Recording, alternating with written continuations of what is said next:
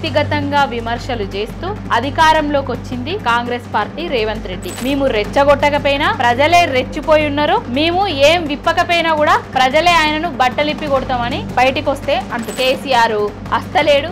ఇవే నామజపాలు తప్ప పాలన మీద దృష్టి పెడతలేదు. పాలన మీద దృష్టి పెట్టనీయకుండా చేసేదే బీఆర్ఎస్ కదా. అంటే ఒకరు పెట్టనీయకుండా చేస్తే పెట్టకుండా ఉండేటోళ్ళు కాంగ్రెస్ వల్ల.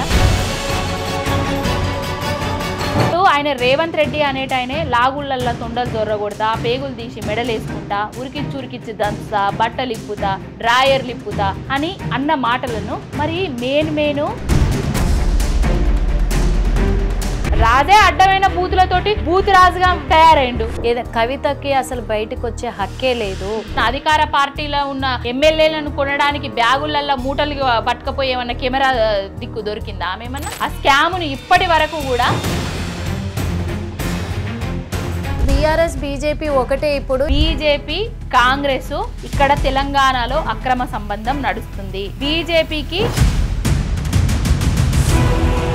తీన్మార్ మల్లనే కాబోయే సీఎం అని చెప్పి ఛాలెంజ్ చేసి విసురుతా ఉన్నాడు. ఒక బ్రోకర్నే నేను సీఎం చేసిన, ఒక బ్రోకర్ ఛానల్ పెట్టుకొని నేను కూడా బ్రోకర్ గా రేపు సీఎం అవుతా అని అనుకుంటాడు. అంటే కేసీఆర్ గారి మీద ఈగ వాళ్తే కూడా దాన్ని చంపాలని అనుకుంటా నేను. పిచ్చి లేచినట్టు పిచ్చి కుక్క లెక్క పిచ్చి కుక్క గరిచినట్టుగా మాట్లాడితే ఊరుకునే ప్రసక్తి లేదు.